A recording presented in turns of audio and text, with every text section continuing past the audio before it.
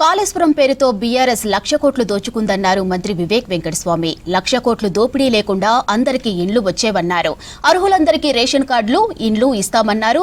ఇక హైదరాబాద్ జూబ్లీహిల్స్, రెహమత్ నగర్ డివిజన్లో పలు అభివృద్ధి కార్యక్రమాలకు శంకుస్థాపన చేశారు.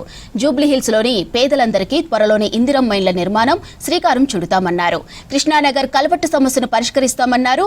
ఇక సెగ్మెంట్లోని ఫేక్ ఓట్లను తొలగించే బాధ్యత కాంగ్రెస్ నేతలు తీసుకోవాలన్నారు వివేక్ వెంకటస్వామి. ఈ కార్యక్రమంలో జీహెచ్ఎంసీ మేయర్ గద్వాల విజయలక్ష్మి, అజారుద్దీన్ పాల్గొన్నారు.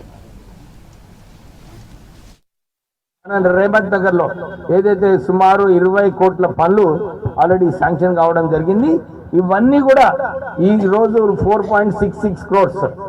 మంచి ప్రాధాన్యమైన విషయం ఏంటంటే ఇవన్నీ ఏరియాస్ కూడా కవర్ అయిపోయినాయి. ఏమేమి ఏరియాస్ ఉన్నాయి?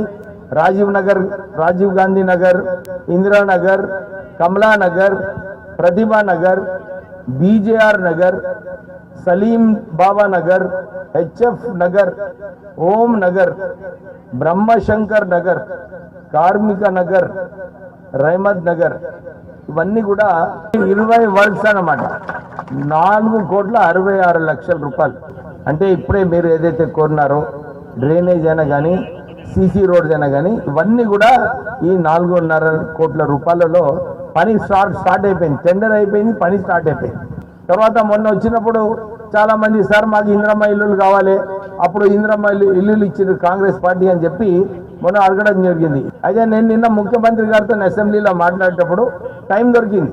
సో వారితో చర్చించిన, సార్ ఇట్లా మా జూబ్లీ హిల్స్ లో చాలా మంది ఇందిరమ్మ ఇల్లుల గురించి మాట్లాడుతున్నారంటే నేను ఇప్పుడే జోనల్ కమిషనర్ గారు కూడా చెప్పిన, ఒక మంచి స్కీమ్ తీసుకొద్దాం ఇక్కడ మన ప్రజలకు ఉపయోగపడేలాగా అని చెప్పి వారికి చెప్పడం జరిగింది.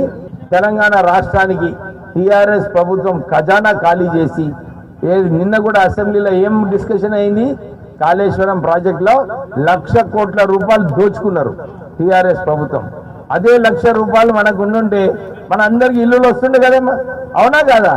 అయితే ఆ టీఆర్ఎస్ ప్రభుత్వము వారు ఇక్కడ 100 ఎకరాలను ఫామ్ హౌస్ కట్టుకున్నారు. కేసీఆర్ బిడ్డ, కొడుకు అందరూ, అవునా కదా? అల్లుడు కూడా.